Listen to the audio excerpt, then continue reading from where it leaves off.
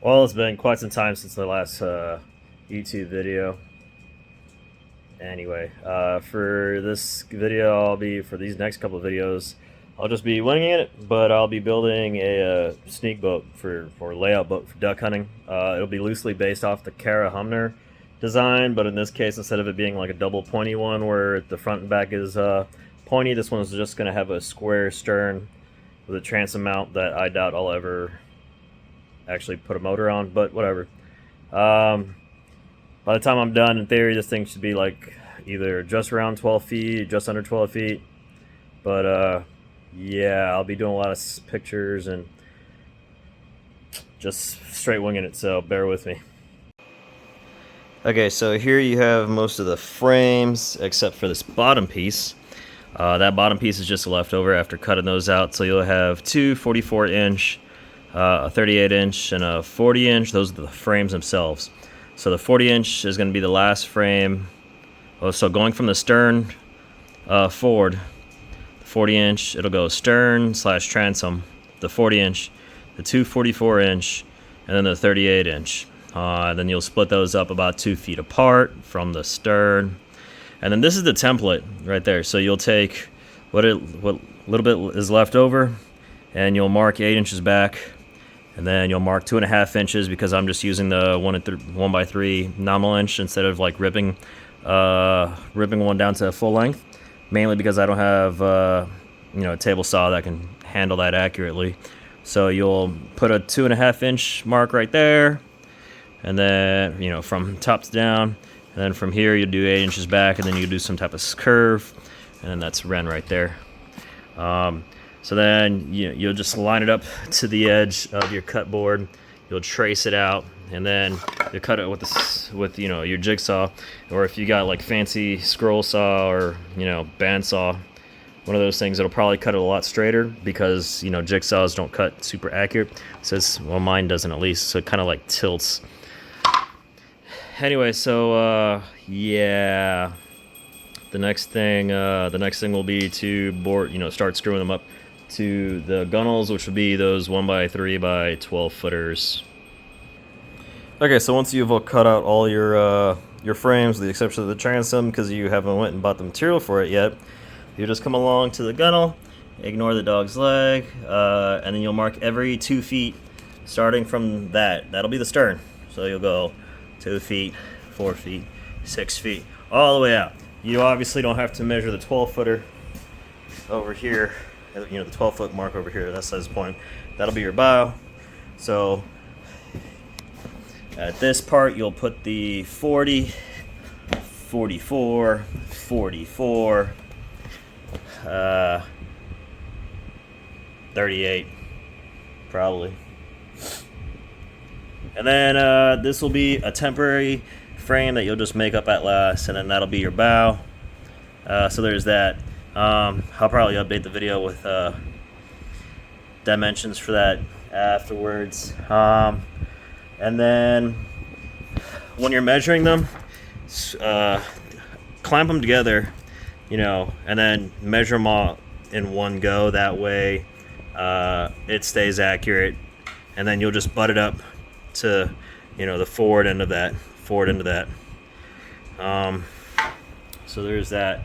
And then you just screw them in. So wish me luck. Okay, so I'm gonna have a 6-foot cockpit, but it's gonna be end to end 6 foot, and then so the two 44-inch pieces are gonna be flat. So in that case, you need to cut about 1.5 inches from the bottom up. Yeah, that way you need to do that now. That way, when the time comes for you to like actually cut it, it'll work out just fine. In this case, it's 26 inches wide, so you got to mark the center line. So center line 22, and then 26, so 13 inches on both sides. Mark that off, and run a cut. So I don't have a table saw, like I said, to make an accurate cut. So what I've done is take my circular saw, ignore the cat, and now I just like guided it in there, and then I'll just run it all the way up to the mark right there, and then I'll stop, and then I'll just use a handsaw to cut the rest of it so that it doesn't split it too bad. So as you can see right now, I've got I got 4 of the frames screwed in. I used regular wood, some Gorilla Glue, wood glue to get them attached. What's going to be next is making the nose piece right here. And I'm going to squeeze these ends together till they're about 8 inches apart. And then use this block of wood. This block of wood is just 3 2x4s stacked together. And then I'll frame those in, and then I'll show you that in a little bit. I did snap the gunnel on this side. This is the second time I'm doing this piece because that's a sharp angle. You got to put 2 angles on there so that it makes the bow rise up quite a good bit to help with, you know, wave breaking and sliding across stuff. But so far, this is what I got. It is pretty lightweight. Is just lifting it one hand right now, so that's pretty important. And I'm sure that view wasn't useful at all. So there's that. That's it for today. Right now it's looking like it's 45 inches across. Got to put the transom on there. And then I'll flip it over and then start applying the bottom. Okay, so right here is going to be the transom. It's basically 1/2 inch plywood, 3 high. It's 30 something inches across. Oh geez, it is 34 inches across, 15 and a half inches tall. What I should have done was made it 16 inches, but since I thought I could cut straight the first time, I cut it exactly at 16 inches and then realized that it in fact was not square end to end. That's how you can tell if something's square to end. For the not as carpentry, woodworking inclined, you just measure diagonal, and if they're the same, that means it's square. Sweet. And then I took the template from earlier, right?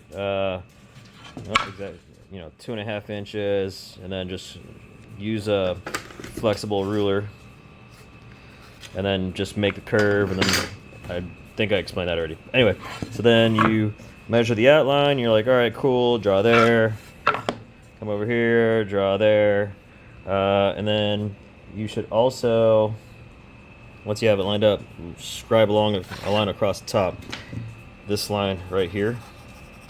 Because you're going to need that to measure. Same over here. Center line, super important. And then, vertical, so this entire area will be cut out. That entire area will be cut out. Then this line right here is just the slope line that the back is going to be. It should be fine if it's, like that. Maybe, question mark. It means I just have to split a piece of the plywood that I put on the back in half, and then mount it to whatever furring strip, support strip I put back there. So there is that. I used wood glue. Once again, all the cool boat builder experience guys are gonna be like, you need to epoxy it together. I probably should have. I definitely should have. But epoxy is expensive, and I'm trying to stick with a gallon at most because epoxy is like 200 and change bucks for this project. So there's that. What I did was I wood glued the shit out of it, screwed it together. So far, it's pretty sturdy, and I will run some fiberglass through all of this, or over it when I do the actual fiberglassing part. I'll put that in. Also, if you're going to have a 15-degree transom, before you mount everything, you should probably cut the 15 degrees in first. That'd be smart, so you don't have to figure out how you're gonna measure out 15 degrees on the side and then hopefully cut it on this really thin thing that wants to bend and break. Emphasis on break, because as you can see, this is the gunnel from that I tried putting on last night, and I kind of snapped it at its final moments. RIP. Alright, so this is what I got so far. There's my dogs in the background. They look so amused. Anyway, it was going to be pointy, And then that took a whole bunch of extra math, and I didn't want to risk breaking another one of the gunnels right here because I did that already, and I don't want to do that again. So I was like, all right, screw it. How do I get a nice strong bow together that I can hold it to the tension? Boom. It's both square point now. That doesn't make sense, but that's his point. So it's 3 pieces of 2x4 that are screwed together. I measured the outline. I literally lined it up and then traced it, so I knew what it was. This ended up being like a 20-degree cut. And then I was like, all right, well, if it's 20 degrees, I'll just commit to 20 degrees. So I just cut both sides 20 degrees, cut it off. This is just to protect the end, and this is my dog. He's Alfie. He's a good boy. Anyway, boom. To put those together, I took some 3-inch wood screws. I know I said use stainless steel, but I took some 3-inch wood screws that I don't know where they are anymore because my garage is a mess. But made some holes in pennies to use as washers, and then I literally, excuse me there, and then I screwed it in to pull the pieces together. And then once the pieces were together, I swapped them out for some stainless steel nails and glue. That glue right there, and it seems to be holding just fine. So far it's still pretty squared off. So the cockpit's gonna be from here, skip that one to there. These will have a cut so I can have a base to set it down. The transom's been mounted 15 degrees using this speed square thing I was talking about. There's this lip right here, which is fine. I'm gonna be taking a piece of some scrap wood from the gunnel I did break, and I'll just set it right there along there. That way plywood just lays on top, and then I'll have a matching piece right here, and that'll be the end of it. And then all my dogs are now ready for pets because I've been ignoring them, and that's my cat. So that's where I'm at right now. I'm now ready to flip this thing over, find some type of way to a nice little mounting surface, and then I can start screwing on the hull. The hull is going to be some 1/4-inch ply. So that's pretty much all I got going so far. Okay, so I've got the snake boat. I'm just going to call it a boat. Laying hull up right now.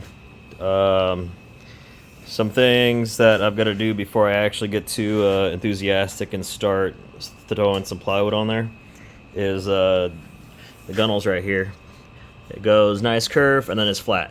Well, I don't want that because it's not going to let the plywood stick to it really well. And like I said, I don't have a lot of epoxy that I would really want to use on this project. I'm just trying to narrow it down to a gallon of epoxy, but that'll end up being like a gallon and change because the hardener, blah blah blah, West Marine stuff. Cool. So instead of staying nice and warm inside my garage where where it's dry, I now have to go outside in the lovely Washington weather. Yay!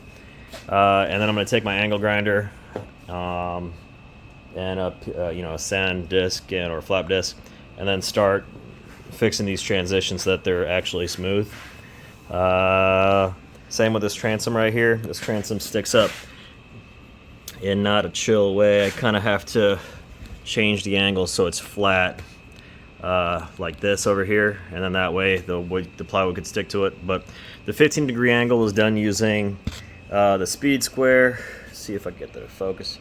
And then I just screwed it on. I didn't cut it off because laziness, but now I'm just going to take a handsaw and chop it off real quick, and then I'm going to go outside, set up a table, and start sanding. It'll be great. It's starting to look more like a boat, so yay for that. Hooray.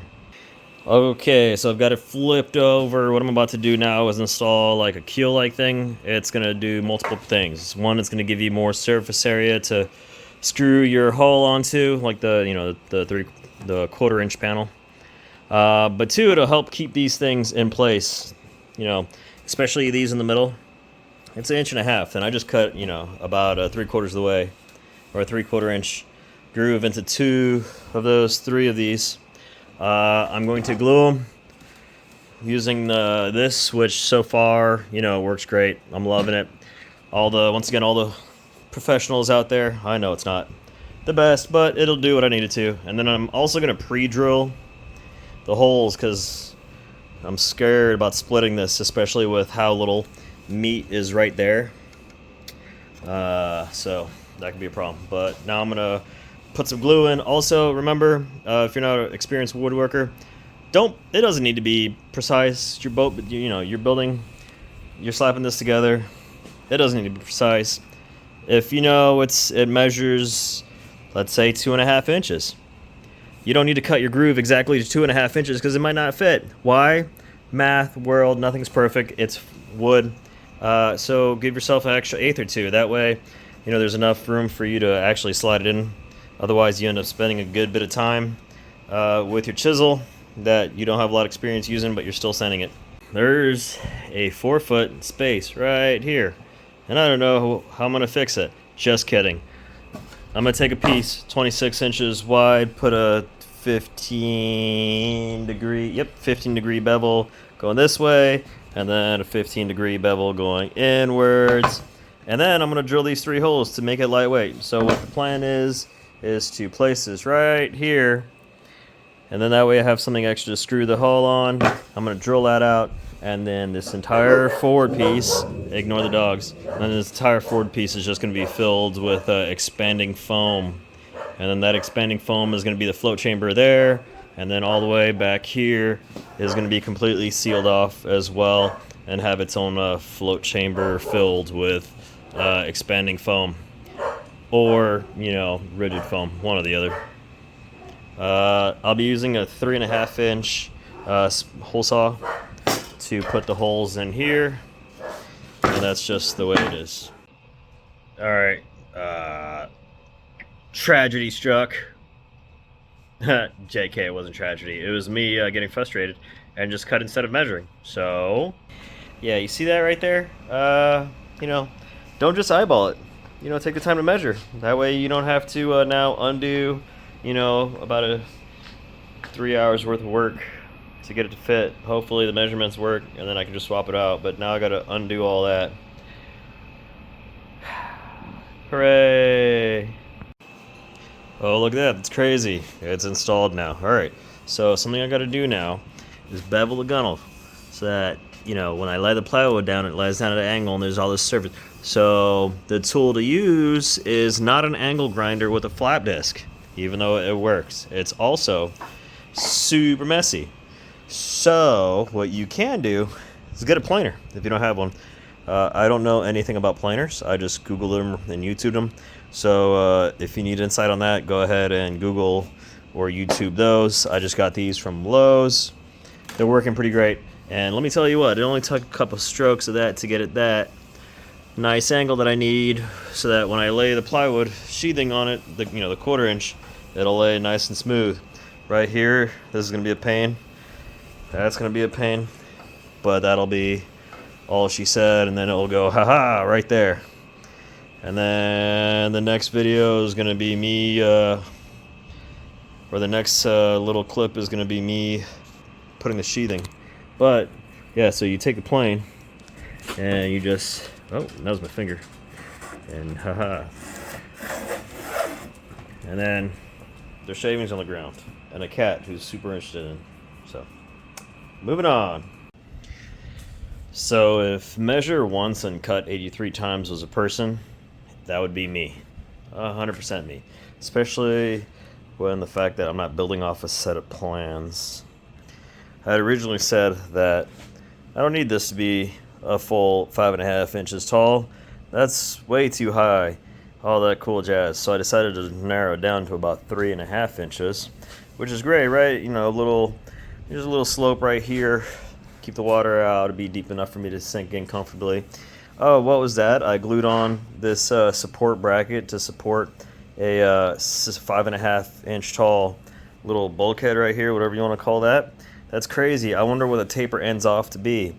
That's nuts. Also, what's crazy is if you decide to glue and then screw, and then you decide to get the good glue and follow the installation instruction, you'll find out that you can't just pull this off. So now I'm gonna have to take my circular saw, find out how to fit it in there to cut that groove. Or do I just rip this entire piece off you know, make it look ugly and then seal it up better. But, you know, this is horrible. It's looking so good. I just now have to undo, you know, about an hour of work, add an extra hour, decide if I want to keep this low or go buy materials, but that'd just be wasting it. So I'm just going to keep it this low and hope for the best. It just means I have to do a shallower angle, but in theory it should be deep enough and, you know, keep me a. Okay, so that last clip was a lie. I in fact end up having had to swap this out from the nice little 3-inch piece to the 1x6. Remember, that's nominal size, so it's more like a 1x5.5. Emotional support corgi here to help me out again. I've got it all framed up. I've got it square to make sure you have this giant thing square. You can't just like measure here and then measure that side and make sure it works. No, you got to take your tape measure and then you got to run it diagonal. And if it's square diagonal, ta-da magic. So if it's square like that, you just measure it from each angle and then you'll cross it over. And as long as each corner is correct, that or the same, that means it's square. That's great. Wood's not perfect. After you get it squared off, you get it mounted. I took some of the other existing material. I ripped it down. Ended up having to use the table saw, unfortunately. Still terrified of that thing. Sure, there's a safety feature in there that's disabled. Don't do that unless you know what you're doing. So I ripped it down. These are a little bit unnecessarily thick, but that doesn't matter. It works just fine. And thick, by thick I mean wide. It's got about a 5-degree slope. So it goes from here to there, 5 degrees, and it goes all the way across. That way when I put the front board sheathing on it, it'll be a nice angle. That way water doesn't just pool in the middle. It'll eventually, and it just looks better. So then I'll have that nice gentle slope all the way to the bow here, where it'll just end up being flat.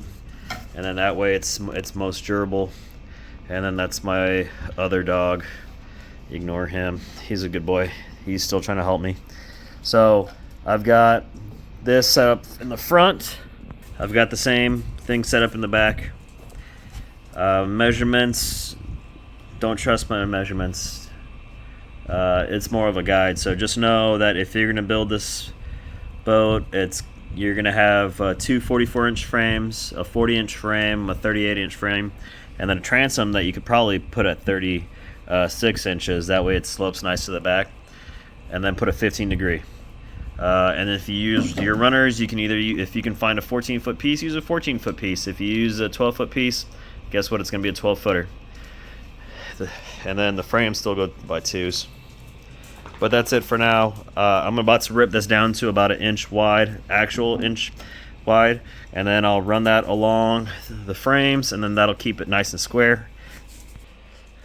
I'll have that way I can get these nice and square. That way it's 26 even across, and then I'll have the scraps from when you cut the gunnel. Make sure you save those, and that way I can just shorten it down a little bit, and then I can have a slope, and that way it's a nice slope that way as well, because that's real smart. Anyway, that slope will help keep water from like pooling up. Although it would be faster to just slap the flat piece right there. It just look better if you put a little slope on there. If you're still using the 1.5 nails or screws, whatever I said to use, 1 3/4. If you still use 1 3/4 and you drill through these, they'll be poking out. I took a grinder and took those out, and I just sliced my fingers open. No blood yet, so nice and PG. Don't do that, it'll hurt. But yeah, it's going great. As soon as I do that, I'll put the slides on, or the little slope on the side frame. And then it is starting to get heavy, but I can still kind of lift it one hand. That's the great news. Once I have this on, I can finally flip it over and start framing the hull or installing the hull. And then I can work on the transom, make it clean that up a little bit. And then I'll start my adventure with epoxying for the first time. So after 8 clips of me saying I'm finally ready to install the hull, I'm actually installing the sheathing for the panel. 1/4 inch. So you'll mark it in half, so 2 feet. Run a line down the center. You'll find the center of your keel here, and then same thing with the back. Just find the center of your transom, line it up, and then you'll run a scribe down. If you have a chalk line, this would be a great time to use it. If you don't, straight edge works just fine as well. I've started the end here. Well, I started on that end over there, sorry. And then I ran that way through. That way it pulls all the tension with it, so there shouldn't be any extra slag. This isn't a full 8-foot sheet of plywood because I decided to change this measurement right here on the fly. You can see the old hole right there, the old holes, man, tongue twister, over there, and that makes it go from being 8 foot to not being like a lot more. So with the addition of having the 15-degree transom, I needed some better overhang so that I can actually cover the entire. Anyway, so I added an extra spacer to here, an extra dummy. It'll provide a screwing surface for the next sheet, which will go from here forward. I've got some clamps kind of holding it over. I'm currently pre-drilling along. I will be pre-drilling along just to make sure that the screws actually grab and pull, and as I come further out, I'll start increasing the tension, and that'll help fold it over more, and that way it actually sticks to it. And then go really slowly, just a little bit of time. The plywood's is going to creak and crack, and if you do it too hard or too fast, you might end up actually breaking it, and then that's just kind of a sad day. But one of the interesting things about this is, since I cut it short right here, I'm not going to have to worry about too much of an arch right here. Once I actually get it mushed down on both sides, it'll be nice and smooth. But the next piece I put right here, I'm going to have a little bit of an overhang, and then when I'll place it over, I'm just going to cut straight across with my saw, and that'll let it fit right in there. And then I'll have my screwing surfaces. I got my supports right here, my center keel, center part for installing, and then I'll be ready to start fiberglassing the inside of it. And then when I start fiberglassing the inside of it, I will then be able to put some expanding foam. That way the flotation chamber is guaranteed flotation. Or I might put a couple pieces of construction foam, the pink foam, something just to ensure it stay buoyant. Same thing with the back. But that's where I'm at so far, and then I'll update in a little bit once it's all screwed down, and I'm going to install this front part. So here is the sheathing applied. It's now pretty heavy. I'd say 60-70 pounds, so pretty sturdy. Definitely is a pain. I need to clean the edges off here, so tomorrow I'll be taking an angle grinder and just hitting that off, but I'm gonna go outside and do it, so hopefully it's not raining. I tried using a hand plane and it kind of works, but it takes forever to do it. And then I'm not working in a lot of space right now, so it's a whole lot of do a little bit of work, clean up, do a little bit of work, clean up. But this is how it's looking so far. I don't know what that stain right there is, but I'm not worried about it. Since I have a pretty good slope or dead rise on it, now it's kind of upside down. Hope it's not freaking anybody out. But since I have a kind of a good dead rise to get some wave action going on, I had to cut this because I had to run a line down it. That way I can bend it over the frames and then screw it down. And then I put a piece of doubler, or I put some doubler material here and here. That way I can actually screw that down and it holds really well. Next I'm going to be cutting this in line. Then round that off. After I do that, I will then finally start the epoxying. Once the edges are cleaned up, I'll start epoxying the inside, get it nice and waterproof. I did get some silica filler or whatever material to make it more peanut buttery so that I can apply it to a lot of these gaps to get some better adhesion and strength. There's a lot of parts where I put some chambering. Yeah, the light's not great. I'm not a professional YouTuber, so we're gonna have to deal with it. But it's getting there. Once I epoxy the inside, I'll just do a quick coat of epoxy, make sure it all soaks in. Put some peanut butter mix. I'm just gonna call it peanut butter mix on all the seams, and then let that cure. Once that cures, I'll flip it over and then begin and fiberglass the back. I'm just gonna use some 6-ounce fiberglass, since this is 1/4-inch ply. If I were to do this again, I would just use the 5mm sheathing that's out there somewhere, but there's a marine version of that, so I'd use that, and then I'd probably just use like a 10-ounce fiberglass and make it a lot thicker or sturdier. But it's going great. So this is going great. Super excited. This is the current status of the layout boat. I have gotten the hull material fully installed. It's relatively smoothed off along the side, and it's kind of looking great.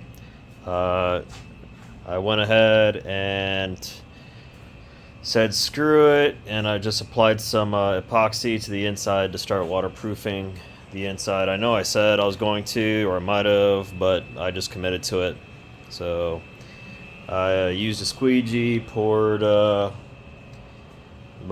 5 or 6 pumps of epoxy at a time, applied it. Right now it's just the hull, the inside, that's epoxied. And then up forward, I'll also epoxy all the wood inside this area, because I'm just going to fill this area up and then close it so it stays its own flotation chamber. And then I want it to stay waterproof because it's not going to be able to dry out. But this spot over here, I'll probably just go get some 2-part epoxy paint, or epoxy paint actual, and then just actually paint the rest of it. Or I'll just leave it as is, or I'll just epoxy it. I'm going to epoxy it. I'll stop being cheap and just build it right. It's going good so far. I haven't used a lot of the epoxy, which is good. That means I can just commit to it. But